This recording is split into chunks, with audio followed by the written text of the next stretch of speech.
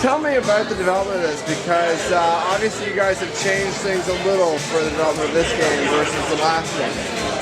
So yeah, every time we start a new AC, we always look at what was the good shots from the previous one, or what are like the key pillars that we want to really insist on the next opus.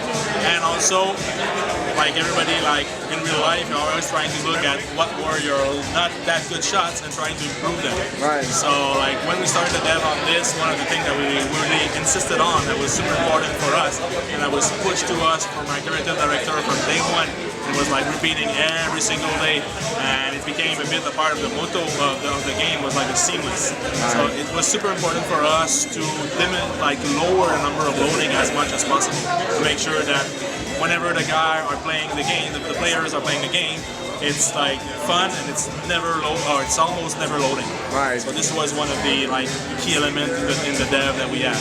And that must be fairly challenging, considering it's a huge world. I mean, it's massive by the looks of it. It's a very big world. We're covering like the entire island of Cuba, the tip of Yucatan, the tip of Florida. You have Jamaica. You have the tip of like Haiti on the left, on the right of the map. So it's like it's a huge world with lots of opportunities, a lot of activities, a lot of people and events to discover.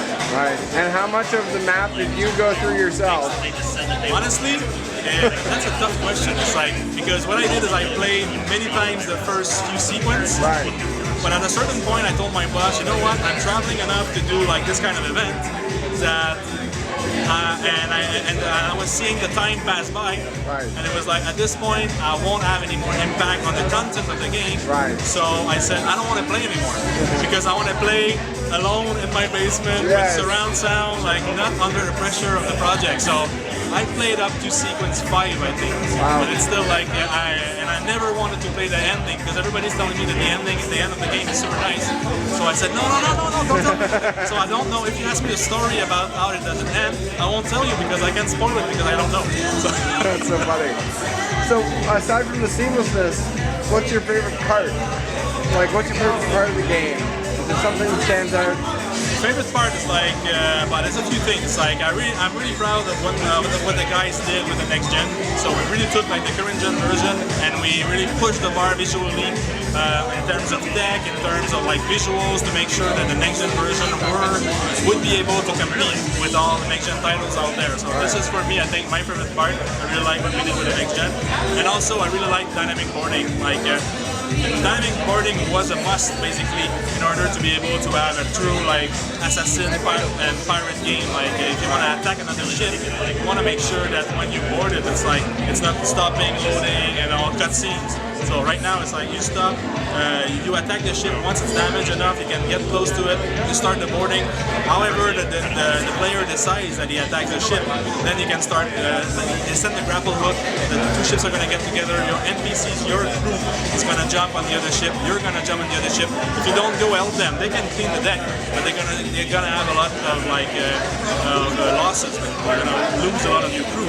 So you want to go help them, make sure that you clear the deck ASAP, so that you take possession of the ship that you just attacked. Wow. Did you have any, were you involved at all in the hunting aspect? Because I find that really interesting kind of development for the series. So what we did is that we really wanted in this game to make sure that every systems we have in the game, so whether it's like boarding, whether it's hunting or crafting, that they all have like a tight link with the story, and they all have like a meaning. Right. So it was super important for us to make sure that when you go hunt in order to be able to craft. When you go and you craft in order to be able to upgrade the main character. So I won't say like that we invented all of this. It's like we were strongly inspired by Far Cry 3 that did a super good job at this. Right. So we said like, this is working. This makes sense in this way to have hunting, to have crafting. So we said let's do something very similar that applies to our own world. That's cool. Well, thank you very much. Thank you.